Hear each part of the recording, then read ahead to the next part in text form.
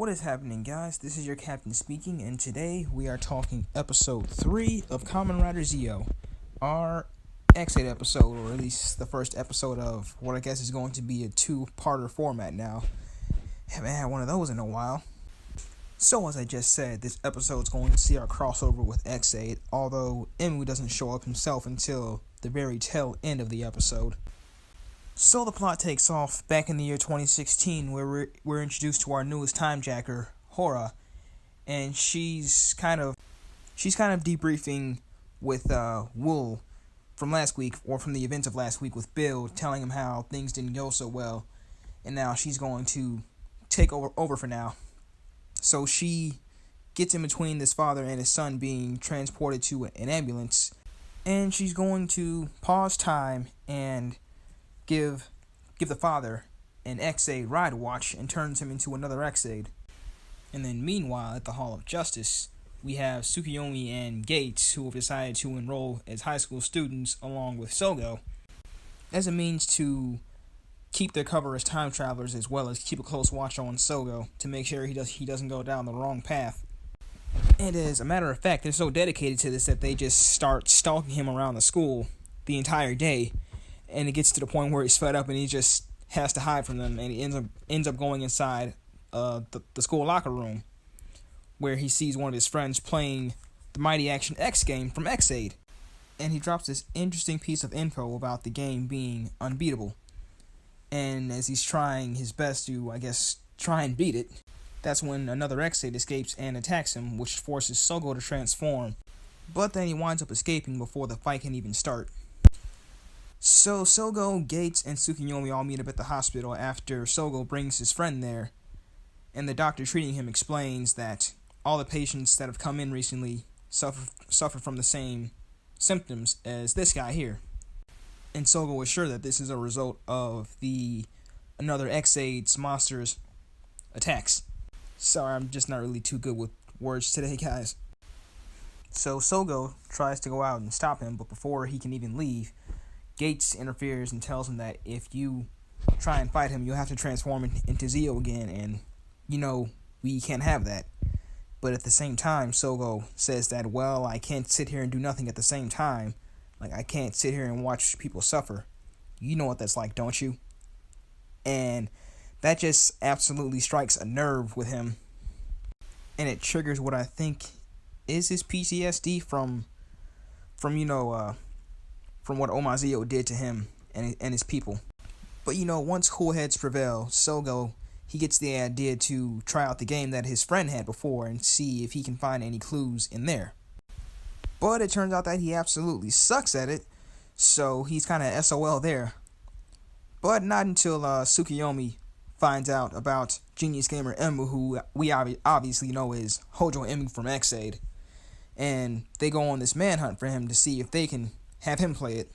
And the search winds up with Sogo finding another guy that's just been attacked by another X8, and Warzu, I think is his name. I'm still trying to learn the name of all the timejackers and their pronunciation, so forgive me here, but Warzu, he shows up and lets him know that you bring this guy to Sato University Hospital.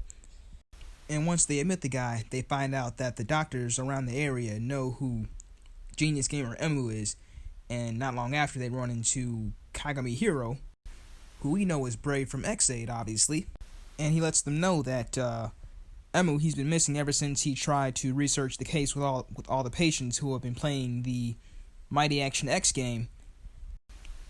But he left a note with a clue to his whereabouts, and Hiro, he gives it to Gates, and in this funny bit of I guess meta humor, Gates asks him, well, why are you giving this to me? And he says, well, I just feel like that I should. And I think it's a joke because I think it's a play on secondary writers having to stick together, that sort of thing. So with that, Sogo, he picks up the game again, and he actually enters the code this time.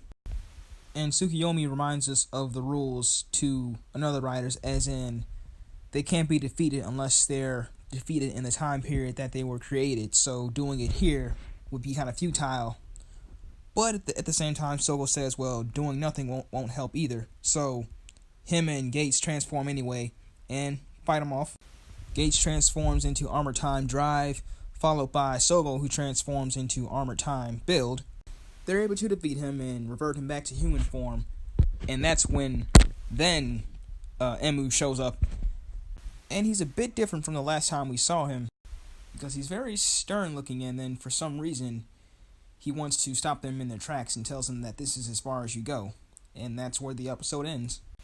Now, I thoroughly enjoyed this episode through and through, but at the same time, I was a bit disappointed that we don't see Emu until the very end, because I watched this episode in anticipation for seeing Emu again. But now that he's here, I'm pretty sure we'll see plenty of him in episode 4. Now, at the same time, some of the time traveling aspects are also still kind of confusing, because we obviously see that Horror creates another X8 in the year 2016, so how long has this guy been around for, just rampaging and doing his thing? You're telling me no one else has tried to step in and stop this guy? Now, for some good things I can say, this episode had a really good pace. It just went from one point to the next, never really slowing down. It had a good constant flow that never really allowed me to get bored at all, at any point. And also, it was nice to see Kagami Hero from X8 again. I enjoyed that much too. But yeah, I think I could place this episode at a safe 7.5 out of 10. It was enjoyable overall, despite some minor shortcomings. But yeah, that's going to be about it, guys. So remember to like, comment, and subscribe, and follow me on my Facebook page at Midwest Tokusatsu. Link will be in the description. And this is your captain, signing out.